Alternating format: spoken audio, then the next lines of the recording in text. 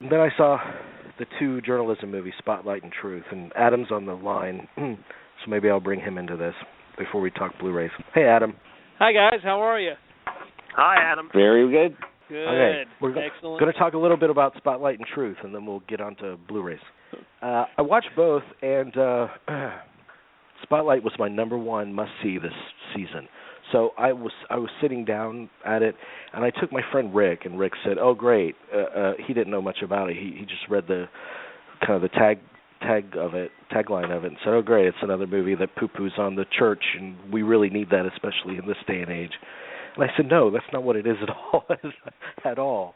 So I was trying to convince him this is going to be a great movie, and I actually sat down. And I said, "I can't imagine that I won't like this, that I won't love this movie," and I liked it a lot. I thought it was a great movie, but I didn't love it as much as I wanted to, because you can't help but compare it to All the President's Men, which on one level is unfair, but on another level, that's the pinnacle. That's the pinnacle of this genre that Spotlight aspires to achieve. Right. So you can use it as a comparison for what Spotlight doesn't get right, and Spotlight doesn't get the feeling of a working newsroom and a group of people working on a story as well as All the President's Men, as well as I wanted it to. Right. Okay, that's a fair criticism. I think there's such a emphasis on trying to be as no frills and traditional as possible in the storytelling, that at times it needed a lot more specificity. It needed more of a directorial command than it has. So some of the performances are all fine, but some of them don't kind of come across as strongly as I would have hoped.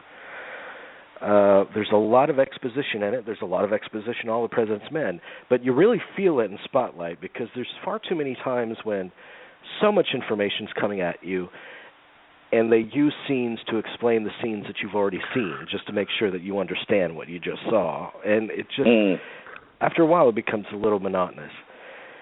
But it has an emotional power to it that I didn't find with All the President's Men. I mean, I think Pakula's movie is as perfect as a movie can be, but this one really has a gut punch of an ending that lets you know how important their work turned out to be. Right. Like the world over. It lists all those parishes in which sex abuse came front and center as a result of their story, and your jaw kind of drops, seeing like three pages of parishes on the screen. You know, it's incredible. Yeah, I mean, it's a lot. It's a lot to take in. Did you see you're right. The emotional thing is the thing that I think is the movie's strong point. The emotional level. Did you see Spotlight, Dean, yet? No, I haven't watched it yet. But I did see the other movie that you're about to talk about. Okay, Truth. Okay, Truth is, in some respects, in a lot of respects, it's the opposite of Spotlight, because Truth is very filmy. I mean, it's got the manipulative emotions and all that kind of stuff in it. And it's essentially like how not to do the job compared to Spotlight, which is a lesson in how to do the job. For that reason, I think a lot of people are unsatisfied by Truth because it unlike Spotlight, it isn't a rah-rah, idealism, as rah-rah or idealistic as Spotlight is. There aren't winners at the end of Truth. No, Truth is but they're not our heroes. Right. But at the same time, I thought the movie was much more challenging than Spotlight, and for that reason I had an appreciation of it. It doesn't paint them as entirely responsible or entirely responsible in how they went about doing their job. It does pay heed to the sloppy reporting that went on. And it raises the question: do the ends justify the means, or do you throw out the baby with the bathwater? You know. And I thought that was a conflict for the audience to settle within themselves. that just couldn't exist in Spotlight because everybody knows that abusing kids is bad. There's no ambiguity there. But I enjoy the ambiguity and truth. Yeah. That being said, I mean, truth has pitfalls, and like I said, it's too overly manipulative at times. The music is a big part of that. Terrible. Yeah, our friend Brian Tyler, he usually does action movies. I think he composed this with that same bravado, and it shouldn't have been done like that. This needed a Carter Burwell score. Yeah, something a lot more subtle. Let me add something though to the time period though. I mean, I think this is a movie that's really Cate Blanchett is the strong point of the movie. Absolutely. I'm Robert Redford as Dan Rather. I could take or leave, to be very honest with you. I thought he was terribly miscast. Now talk about miscasting. I just kept thinking of Robert Redford because I just watched him a couple months ago on The Walk in the Woods, so I kept thinking of that. And then the Captain America movie. I was like, oh great, it's Dan Rather. You know who would have been better as Dan Rather, who was in the movie, would have been Bruce Greenwood. I think that he would have been a better choice for. Because when you're looking at Robert Redford, I don't know. I mean, you can't have somebody ridiculously famous like Robert Redford also playing somebody ridiculously famous like Dan Rather. I just, movies. No, I agree. I agree with you. It is a problem. Well, you know why? They didn't sell it to me. They didn't just cast him because of his name, Robert Redford. They because he was a star, but because of what he represents. Yeah. No. And because it doesn't hurt that he's part of all the President's Men. But this is like that's true. That's true, but I don't think that the story needed that. But let me add something here though, because this is a very important thing. This ended Dan Rather's career. I mean, that's the thing that's and he had been at war with the Bush family for a long time. You remember he hung up on the father on the live television. During remember that he hung up on him. Remember on live television, and so he's been at war with these people for a long time. But here's the thing: I look what Dan Rather was doing was the exact same thing that Michael Moore was doing with Fahrenheit 9/11. They were trying to sway the election, and they both failed. Yes, but Dan Rather failed miserably. But one is their duty is to stick by the truth. By facts. Exactly. They're the news. And the other can just do whatever the hell he wants because he's a filmmaker. So that's where, and the movie shows that political bias more than likely played a role in their reporting. Personal political bias. How brave is that? And I think that, the movie has flaws. Those need to be pointed out. But I think a lot of the reviews that crucify this movie is because it doesn't excuse their sloppy reporting. Because I think a lot of liberal audiences want to say these people were fired and it was injustice and it's because of the right and their pressure on. But the truth of the matter is they didn't practice due diligence. When you're right. The case together. Absolutely. No, I mean that's the problem there with that whole episode.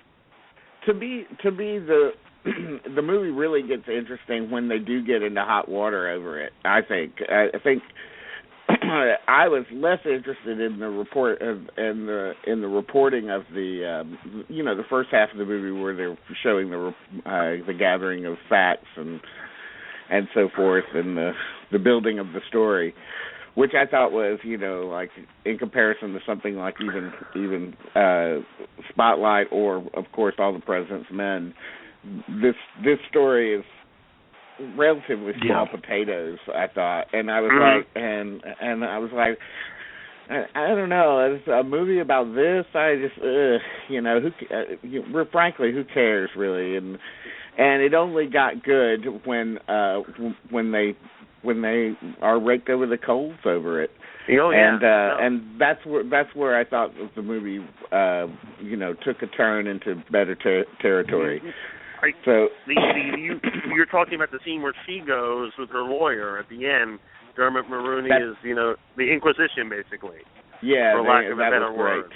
That's That's the highlight of the movie. I mean, that's really the thing. And I think that's what I like about the movie, because I don't think the movie just says, why didn't you were thinking, when you're watching it, you mean to tell me no one thought to really go back and, verify this and make sure, you were also, because they're so eager, they just wanted to, get rid of W for, that you guys didn't go back and verify things. I mean, and there's a major. I guess the movie also highlights a major problem of reporting these days, which is just this incredible pressure to be first. Right.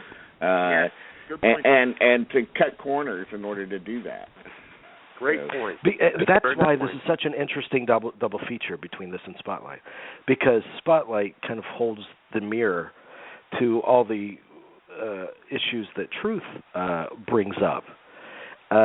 Because for every, why didn't you do this in Truth, you see examples of the journalists actually doing that in Spotlight, doing their job correctly. I cannot imagine why Mary Mapes and Dan Rather were on board with this movie. And I walked out of it. I said, am I looking at this wrong? Like, is this somehow really flattering to them and the work that they did, and I'm missing it? But there it is.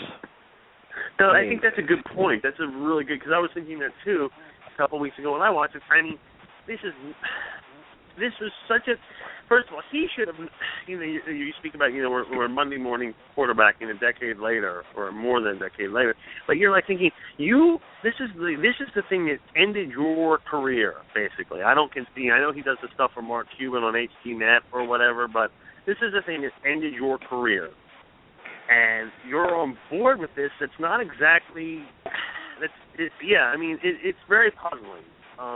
Very puzzling. But she's never worked again in the journalism or in the media, right? That was the thing that I got in her bio at the end. She has never worked again, basically, because of this. Well, maybe the reason that they're on board with it is they've learned a lesson, and I mean the movie is called Truth, so maybe they wanted to just tell the truth about what they had been. Yeah, what they had been through. I would hope so, but by the same token, it's so unflattering, because by any stretch of reality, I mean, Mary Mapes was a crucial news producer. She did tremendously great work, but the movie seems to set up that there was a feeling of arrogance and superiority at play here that ultimately led to her downfall. Right. There's a lot more to chew on with Truth than there is with Spotlight. And Spotlight's a great movie. I think Truth is a little less so in its execution. But still, it inspires, I think, a lot more interesting conversation than Spotlight does.